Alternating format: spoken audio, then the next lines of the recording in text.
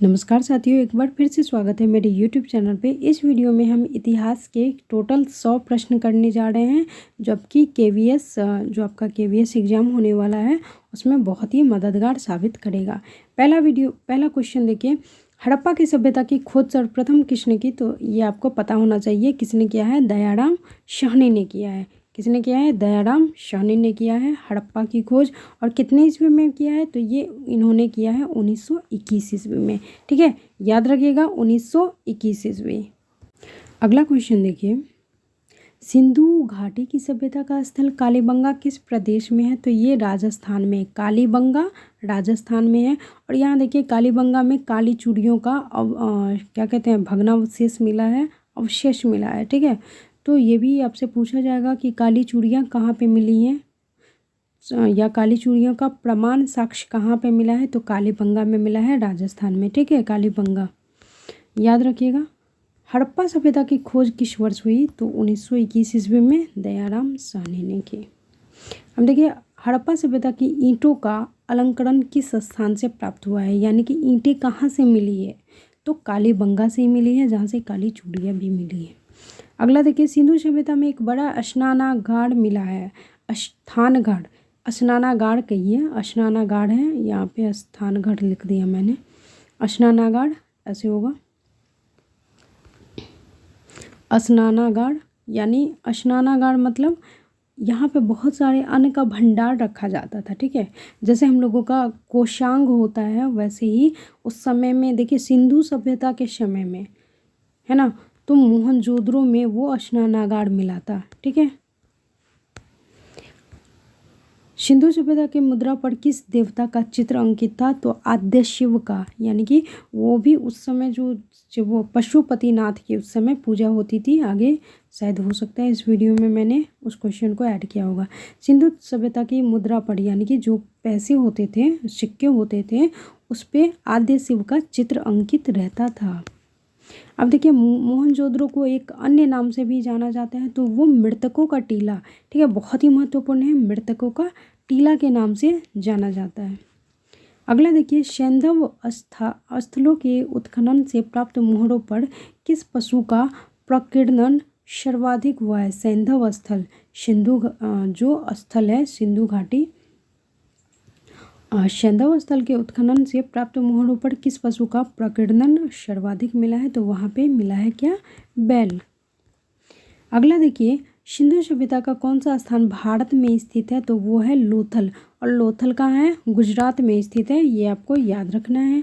भारत में चांदी की उपलब्धता के साक्ष्य कहाँ से मिले हैं? तो ये हड़प्पा की संस्कृति से ही मिले हैं। ठीक है, किस शासक को उग्रसेन कहा जाता था? किस शासक को उग्रसेन कहा जाता था?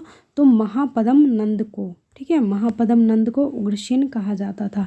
सिकंदर के साथ भारत आने वाला इतिहासकार कौन था? सिकंदर जो सुनते हैं ना, सिकंदर, तो सिकंदर के साथ जो भारत आने वाला इतिहासकार था, तो वो था हेरोडोटस। और इन्होंने ही इतिहास लिखी है। इतिहास किसने लिखा है? तो हेरोडोटस ने ही लिखा है, ये आपको पता होनी चाहिए, भारत का इतिहास। अगला देखिए, काशी और लक्षवी का विलय मगध साम्राज्य में किसने किया है? तो अजात शत्रु ने किया है। काशी और लक्षवी का विलय यानी कि मिलाया है, तो मगध साम्राज्य अजात शत्रु ने मिलाया है। ठीक है, अजात शत्रु का उपनाम क्या था? तो कुनिक इनका उपनाम था। देखिए, हिस्ट्री को पढ़ने के लिए थोड़ा सा हिस्ट्री डीपली पढ़ना पड़ता है, एक वन लाइनर से तो बिल्कुल समझ में नहीं आते रहता है, लेकिन फिर भी मैंने कोशिश की है कि चीज़ों को ऐड करके बताया जाए, जिससे आपको डीपली पढ़ना ना पड़े, क्योंकि एग्ज़ाम तो बहुत ही नज़दीक है। डीपली पढ़ते रहिएगा तो डीपली हो जाइएगा। अगला क्वेश्चन है, अजातशत्रु किस धर्म का अनुयायी था? तो बौद्ध धर्म का अनुयायी था अजातशत्रु। सभी को पता होनी चाहिए, इतना हिस्ट्री तो लोगों ने पढ़ा ही होगा। अगला देखिए, अजातशत्रु की हत्या किसने की? तो अजातशत्रु की हत्या उदयन ने की थी। किसने की थी? उदयन ने की थी। और अजातशत्रु गद्दी पर कब बैठा था? तो 429 ईसा पूर्व बैठा था। ठीक है, यहाँ पे ईस्वी और ईसा पूर्व में बहुत ही ज़्यादा डिफरेंस है।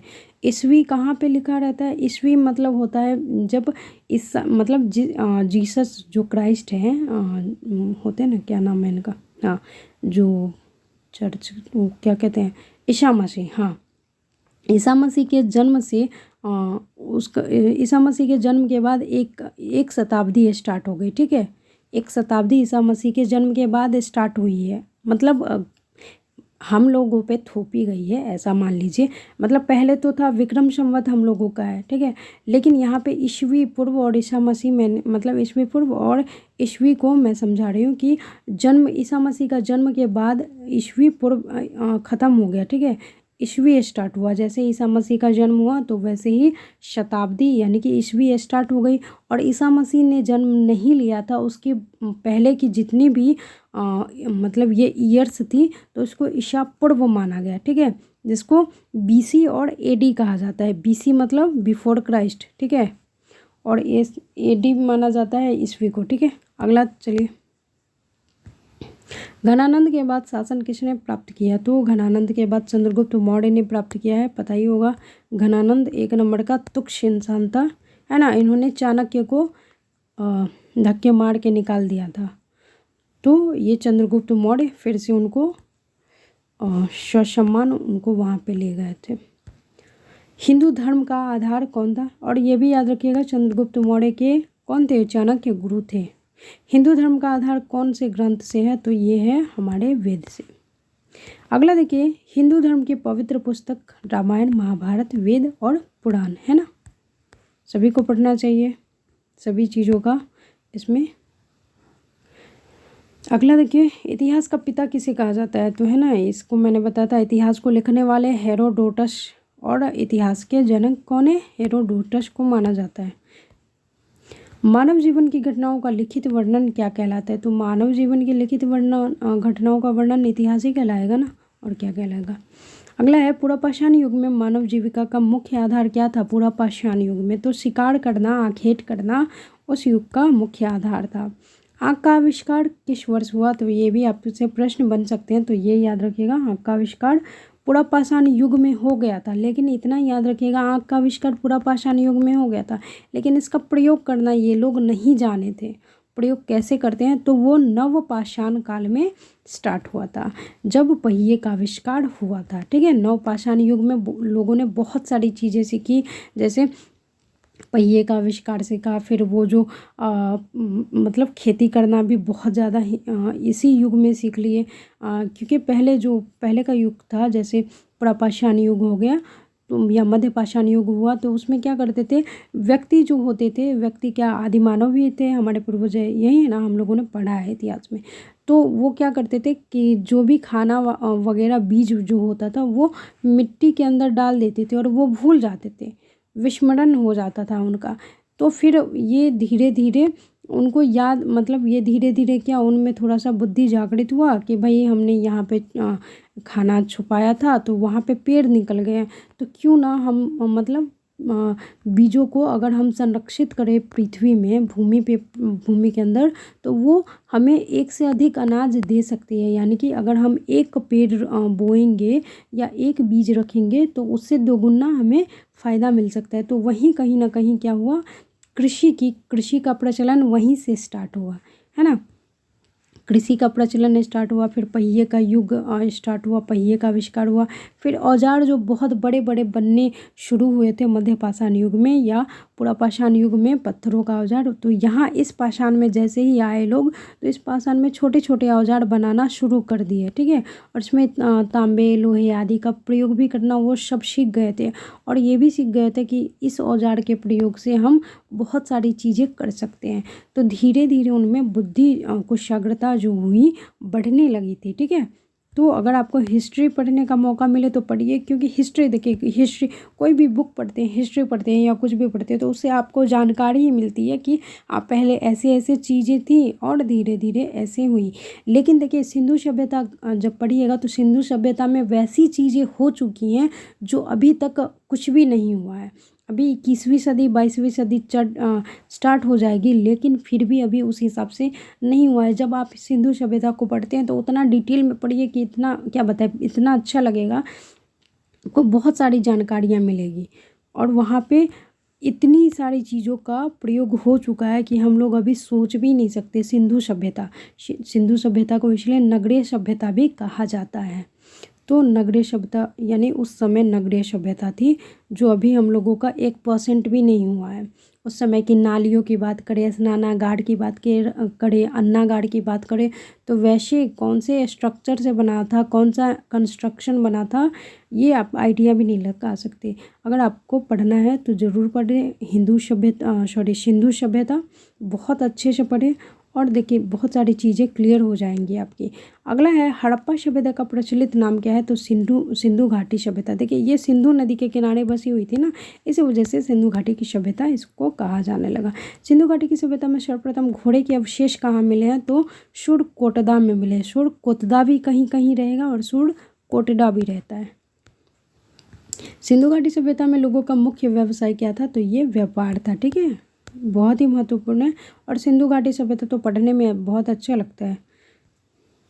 देखिए सिंधु घाटी सभ्यता में घर किससे बने थे, तो उस समय घर ईंटों से बने थे और इतनी नक्काशीदार मतलब घर का प्रयोग किया गया था, नालियों का खासकर। और ऐसी मैंने ये पढ़ा है कि इसमें ऐसी मतलब क्या कहते हैं, रोडें ऐसी बनाई गई थी कि उसको साफ़ करने की ज़रूरत नहीं पड़ती थी। हवा के थ्रू वो पूरा का पूरा साफ़ अपने आप हो जाता था और पानियाँ कहाँ जाती थी निकल के, एकदम क्लियर रोड था उस समय की बात करें। और एक जो निम्न कास्ट के हैं उनके लिए एक अलग से घर बनाया गया था, अपर कास्ट के लिए अलग से घर बनाया गया था, मतलब जो राजा महाराजा हैं उसके लिए अलग से घर बना था। और उस हिसाब से बना था कि मतलब किसी का मतलब उसमें क्या मतलब मिक्सचर नहीं होता था। इतनी खास मतलब बहुत ही बढ़िया से कारीगरी उस समय हुई थी, जो कि अभी तक हम लोगों के यहाँ अभी तक 21वीं सदी में बिल्कुल तो हुई नहीं है अभी तक। अभी देखिए सभ्यता किससे बनी थी, तो ईंटों से उसी समय बन गई थी। अगला प्रश्न देखिए, हड़प्पा के लोग कौन सा फसल सबसे आगे थे। हड़प्पा के जो लोग थे यानी हड़प्पा सभ्यता के जो लोग थे कौन से फसल में सबसे आगे थे, तो तक कपास के फसल में ये सबसे ज़्यादा आगे थे। भारत में मुद्रा का प्रचलन कब चला था, तो 600 ईस्वी पूर्व में ही चल गया था मुद्रा का प्रचलन, रुपया का। पहले चमड़े का पैसा बना, फिर टीन का, फिर तांबे का, फिर चांदी सोने आदि का। ठीक है, और हिस्ट्री पढ़िएगा तभी आपको ये सब इन चीज़ों के बारे में जानकारी मिलेगी। किस शासक ने अवंती को जीतकर मगध का हिस्सा बना लिया, तो शिशुनाग ने बना लिया था। अगला प्रश्न है, 6ठी सदी में भारत का सबसे शक्तिशाली राज्य कौन था, तो ये मगध था, हमारा बिहार था। 6ठी सदी में भारत का सबसे शक्तिशाली राज्य कौन था, मगध था, जो अभी सबसे पिछड़ा हुआ राज्य है। अगला देखिए, किस शासक को सैन्य नियमित एवं अस्थायी सेना रखने वाला कहा जाता है, तो बिंबिसार को। देखिए इनमें ये मैंने पढ़ा है कि बिंबिसार अजातशत्रु को उसके बेटे उदयन ने मारा, फिर उदयन ने बिंबिसार को मारा, बिंबिसार को भी उसके बेटे ने मारा। इसी से इन लोगों का ख़त्म हो गया युग, क्योंकि अपने खुद में ही नहीं जमती थी। देखिए गृहपति का अर्थ क्या है, तो धनी किसान होता है गृहपति का अर्थ। किस शासक ने राज्यारोहण के लिए अपने पिता की हत्या की, बाद में वो अपने पुत्र द्वारा भी मारा गया, तो बेटा जैसा करोगे वैसा ही पाओगे। तो अजातशत्रु ने अपने पिता बिंबिसार को मारा और बिंबिसार का जो बेटा हुआ अजातशत्रु का बेटा फिर हुआ उदयन, उसने भी अपने मार दिया अपने पिताश्री को ही। अगला देखिए, विश्व का प्रथम गणतंत्र किसके द्वारा कहाँ स्थापित किया गया है, तो लिच्छवी वंश द्वारा विश्व का प्रथम गणतंत्र किसके द्वारा स्थापित हुआ है, लिच्छवी वंश द्वारा वैशाली में। वैशाली कहाँ पड़ता है, बिहार में। और इसीलिए बिहार का विश्व का प्रथम गणतंत्र जो स्थापित हुआ था बिहार में ही स्थापित हुआ था दोस्तों। और आज देखिए बिहार में कैसी स्थिति है, तुच्छ नेताओं की वजह से आज बिहार, नेता भी कह सकते हैं, शिक्षा व्यवस्था भी कह सकते हैं और यहाँ की जनता भी कह सकते हैं। ठीक है, अगला देखिए, महाजनपदों का उदय कब हुआ था, तो ये भी हुआ था 6ठी शताब्दी में। और आपको याद रखना है कि कितने 16 महाजनपद थे। ठीक है, 16 महाजनपद का उदय हुआ था 6ठी शताब्दी में। अगला देखिए, किस जैन ग्रंथ में 16 महाजनपद का वर्णन है, तो ये अगुंतर निकाय से है। ठीक है, अगुंतर निकाय से है ये भगवती सूत्र से है। ये इसको पहले इतना थोड़ा सा याद रखिएगा। किस जैन ग्रंथ में 16 महाजनपद का वर्णन है? तो एक तो हो गया पहले अगुत्तर निकाय, अंगुत्तर निकाय, और फिर दूसरा हुआ भगवती सूत्र, लेकिन थोड़ा सा अलग है। अब है भारत में पहला यूरोपीय आक्रमण किसके द्वारा हुआ? अब देखिए इन लोगों ने आक्रमण करना शुरू कर दिया। पहला यूरोपीय आक्रमण यूनानी द्वारा हुआ था, इसका क्रम भी पूछता है। तभी तो भारत सोने की चिड़िया से एकदम जीरो पे आ गई।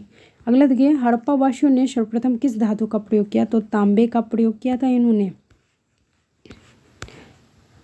हड़प्पा के निवासी किस धातु से परिचित नहीं थे? तो हड़प्पा के जो निवासी थे, सिंधु सभ्यता के निवासी, वो लोहे से परिचित नहीं थे, बाद बाकी सभी चीज़ों से परिचित थे। हड़प्पा की सभ्यता किस युग की सभ्यता कही गई है? तो ताम्र युग की सभ्यता कही गई है। और यहाँ से कांस्य की मूर्तियाँ प्राप्त हुई है, जो नर्तकी का रूप है, मतलब जो डांस करती हुई एक स्त्री का वहाँ से मूर्ति भी प्राप्त हुआ है। वो कांस्य में बना है, यानी ताम्र में बना है। ताम्र युग इसको इसलिए क्योंकि ताम्र का प्रयोग हद से ज़्यादा हुआ था। अगला प्रश्न है, हड़प्पा का प्रमुख नगर कालीबंगन किस राज्य में है? तो ये है राजस्थान में, ऊपर ही बता दिया था मैंने। हड़प्पा के निवासी किस खेल में रुचि रखते थे? तो ये देखिए शतरंज में रुचि रखते थे ये लोग।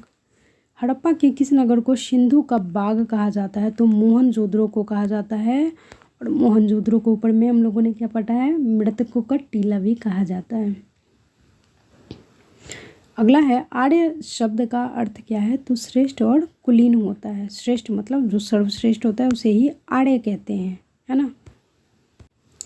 अगला क्वेश्चन है, आर्यों की भाषा क्या थी? तो संस्कृत थी। आर्यों का मुख्य व्यवसाय क्या था? तो पशुपालन और कृषि थी। आर्यों ने सबसे पहले किस धातु की खोज की? तो इन लोगों ने लोहे की खोज की थी। जैन धर्म के प्रवर्तक या प्रथम तीर्थंकर कौन है? तो ये याद आपको रखना है, ऋषभदेव। जैन धर्म के ऋषभदेव। और 24वें कौन थे? तो महावीर स्वामी, जिसको महावीर स्वामी जो 24वें तीर्थंकर और अंतिम तीर्थंकर माने जाते हैं।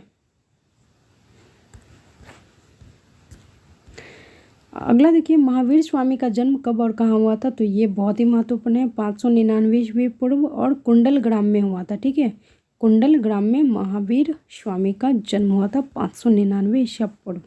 और इनकी मृत्यु कहाँ हुई थी?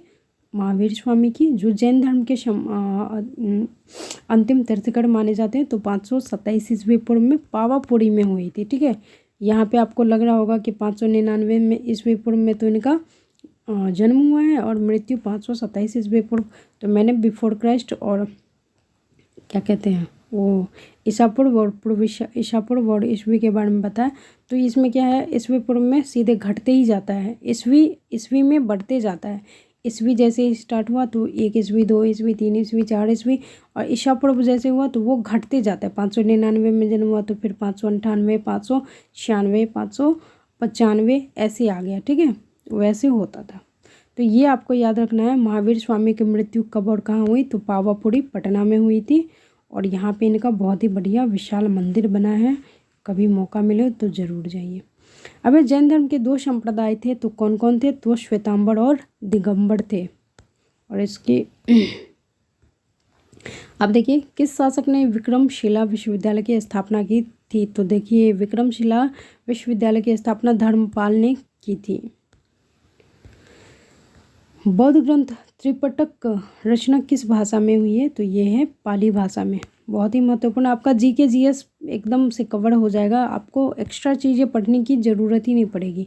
अब सांची किसके लिए विख्यात है? तो सबसे बड़े बौद्ध स्तूप के लिए विख्यात है। सांची का बौद्ध स्तूप, ये भी बिहार में ही पड़ता है। कभी मौका मिले तो ज़रूर आइए बिहार घूमने, बहुत सारी चीज़ें देखने को। अगला है, महावीर का जन्म किस क्षत्रिय गोत्र में हुआ है? तो जांत्रिक में हुआ है। ठीक है, अब सबसे प्राचीन विश्वविद्यालय कौन सा है? तो ये है नालंदा विश्वविद्यालय, और ये भी बिहार में। और ये एक कौन आया था? बख्तियार खिलजी। ये आके तोड़ फोड़ के रख दिया, क्योंकि इनका यही था कि भाई हम लोग शिक्षा पे प्रहार करेंगे। कोई आपके दिमाग पे प्रहार करता है तो आप क्या हो जाते हैं, एक मतलब हर जगह से विकलांग हो जाते हैं। तो वही ये हुआ, बख्तियार खिलजी जब बिहार के दिमाग पे प्रहार किया, यानी बिहार का दिमाग कौन था, नालंदा विश्वविद्यालय और विक्रमशिला विश्वविद्यालय था। तो जब आपके दिमाग पे ही कोई प्रहार करता है तो आप कैसे बच पाइएगा। तो वही स्थिति थी, अभी है जो बिहार की वही स्थिति है। अभी बेचारा अभी भी अपंग है, अभी भी कुछ क्या बता सकते हैं, बहुत ही दयनीय स्थिति हो गई है। क्योंकि यहाँ पे नालंदा में कहाँ कहाँ से लोग पढ़ने आते थे, चाइना, जापान, रूस, यहाँ बहुत सारे ऐसे मतलब हजारों लाखों की संख्या में आचार्य कार्य करते थे। लेकिन बख्तियार खिलजी ने सब ध्वस्त कर दिया और सब कुछ लूट के ले गया, और अभी भी बिहार वही है, पंग बना हुआ है। अगला देखिए, पुर्तगालियों ने अंग्रेज़ों को बम्बई दहेज के रूप में किस वर्ष दिया था। पुर्तगालियों ने अंग्रेज़ों को, ये कौन होते हैं अंग्रेज देने वाले हमारे शहर को, बम्बई दहेज के रूप में किस वर्ष दिया था बताओ। हमारे ही घर में आए, हमारा ही सामान लूट के ले गए, ऊपर से दहेज में भी दे दें। इसका क्या बताएं, 1661 ईस्वी में। देखिए यही है, जब भारत में एकता नहीं, एकता अगर उस समय होती सभी राजाओं में, राजा क्या करते थे, अपने से मतलब रखते थे और हाथ मिला लेते थे। एकता नहीं थी, तभी आज उसी का परिणाम है कि भारत हम लोगों का इस अवस्था में है। तो 1661 ईस्वी में पुर्तगालियों ने अंग्रेज़ों को क्या दिया, बम्बई दहेज के रूप में दिया। अगला देखिए, भारत में सबसे पहले आने वाले, सबसे बाद में जाने वाले यूरोपीय कौन थे। तो यही था पुर्तगाली।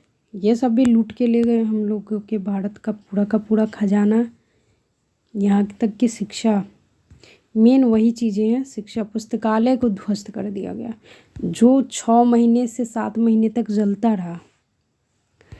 ऐसे इतना बड़ा पुस्तकालय जो 6 महीने से 7 महीने तक जलता रहा धू धू करके, सोच सकते हैं कितना बड़ा पुस्तकालय और कितना बड़ा विश्वविद्यालय हुआ होगा। और हम लोग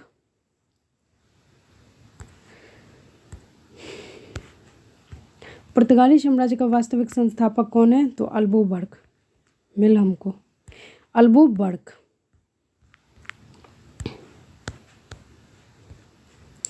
किस बंगाल के नवाब के समय प्लासी का युद्ध हुआ था, तो सिराजुद्दौला के समय नवाब प्लासी युद्ध हुआ था। और इस बेचारे के साथ भी इसके जो दामाद थे वही घात कर दिए, और इनको मजबूरी में हारना पड़ा। क्योंकि जब अपने ही हो जाते हैं ना भेद करने वाले, तो फिर कोई मतलब जीत नहीं सकता है।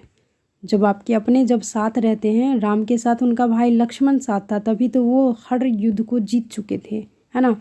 लेकिन देखिए रावण के साथ उसका भाई साथ नहीं था, तो वो हार गए, है ना। तो अपनों का साथ होना बहुत ज़रूरी है। यहाँ पे भी इनके साथ यही हुआ।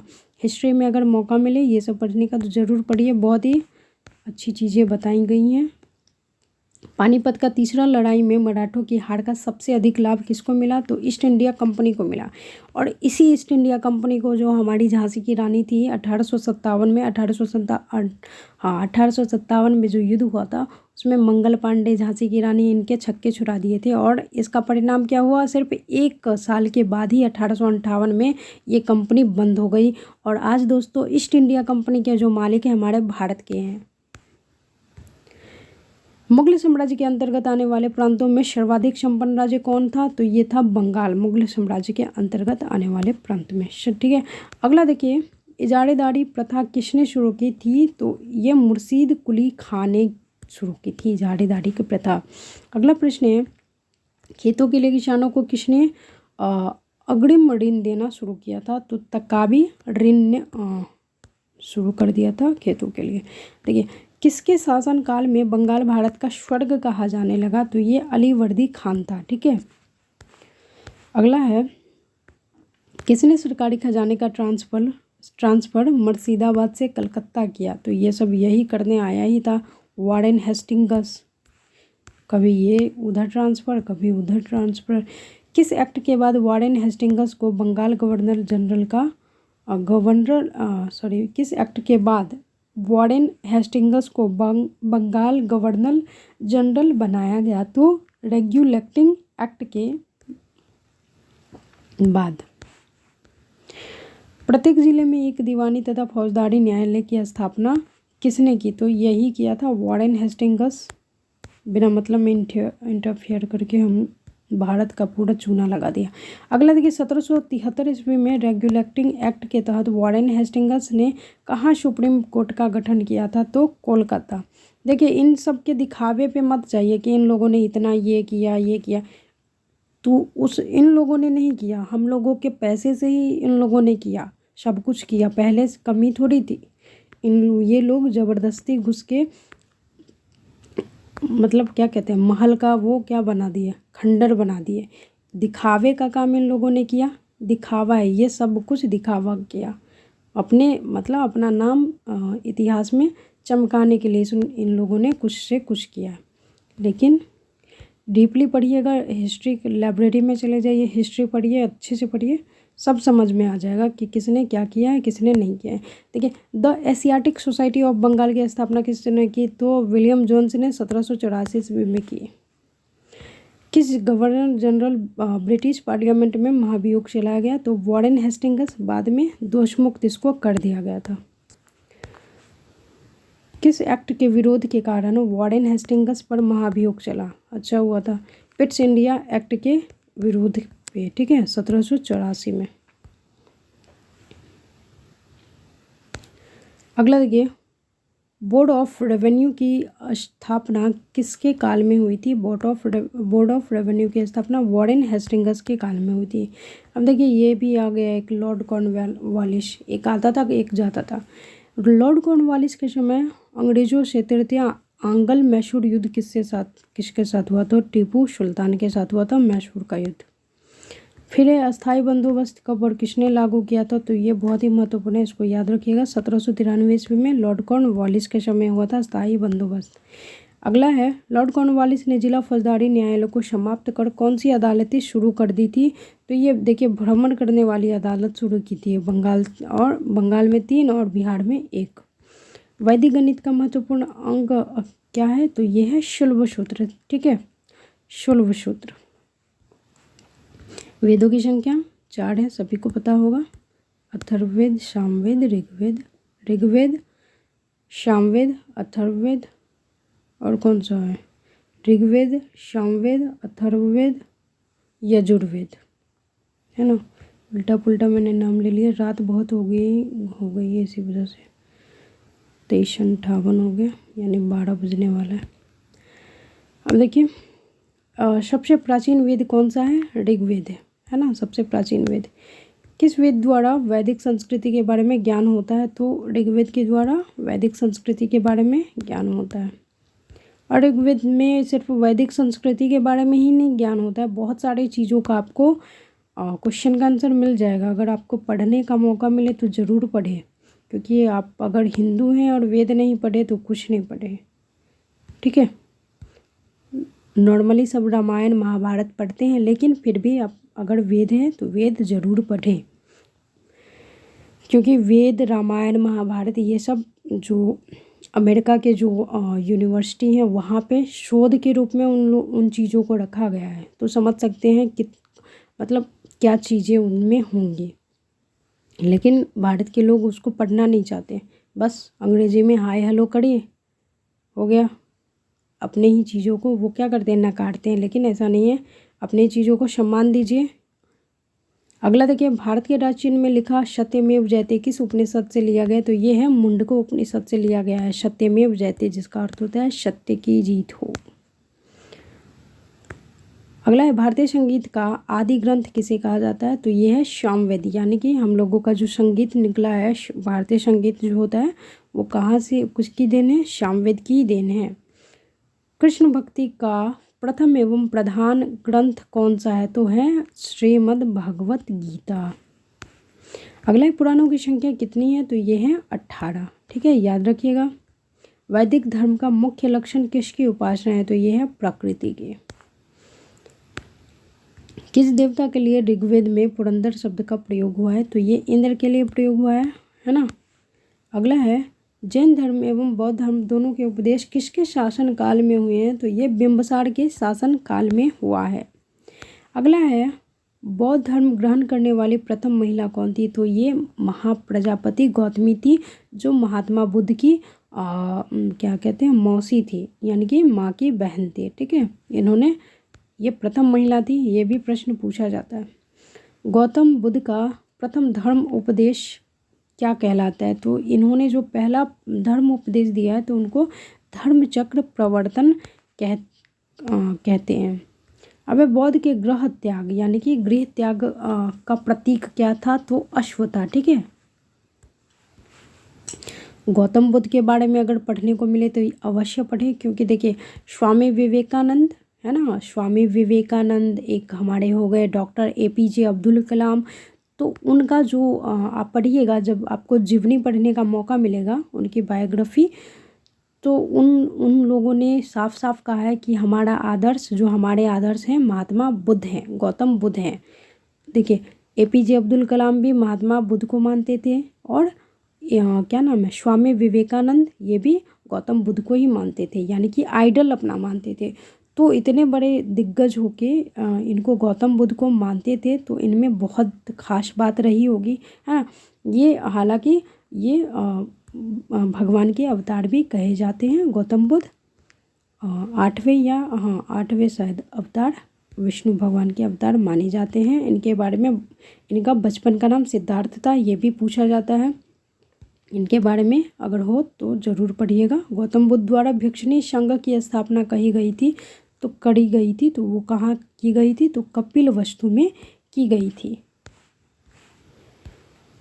शून्यता का सिद्धांत किस बौद्ध दार्शनिक ने प्रतिपादन किया था? तो ये नागार्जुन थे। महावीर स्वामी को प्रथम शिष्य, महावीर स्वामी का प्रथम शिष्य कौन था? तो जमाली था। कौन था? जमाली था। प्रथम जैन महासभा का आयोजन कहाँ हुआ था? तो ये पाटलिपुत्र में, यानी कि अभी का नाम पटना है, पटना में हुआ था। जैन धर्म के श्वेतांबर एवं दिगंबर संप्रदायों का विभाजन कब हुआ था? तो ये चंद्रगुप्त मौर्य के समय ही हुआ था, श्वेतांबर और दिगंबर संप्रदाय का विभाजन। श्वेतांबर और ये दिगंबर, श्वेतांबर और दिगंबर के बारे में पढ़ लीजिएगा। ये नग्न ही रहते थे श्वेतांबर, और क्या बताएं, पढ़ लीजिएगा थोड़ा सा। महावीर ने जैन संघ की स्थापना कहाँ की? तो ये पावा में की। महावीर ने जैन संघ की जो स्थापना पावा में की। ठीक है, पटना में ही है ये भी। तो ये इतिहास के 100 प्रश्न थे, लेकिन अगर आपको मेरी किसी भी बातों का अगर बुरा लगे तो दिल से माफ़ी चाहते हैं। चले मिलते हैं अगले वीडियो में, तब तक के लिए धन्यवाद। वंदे मातरम, जय हिंद, जय भारत।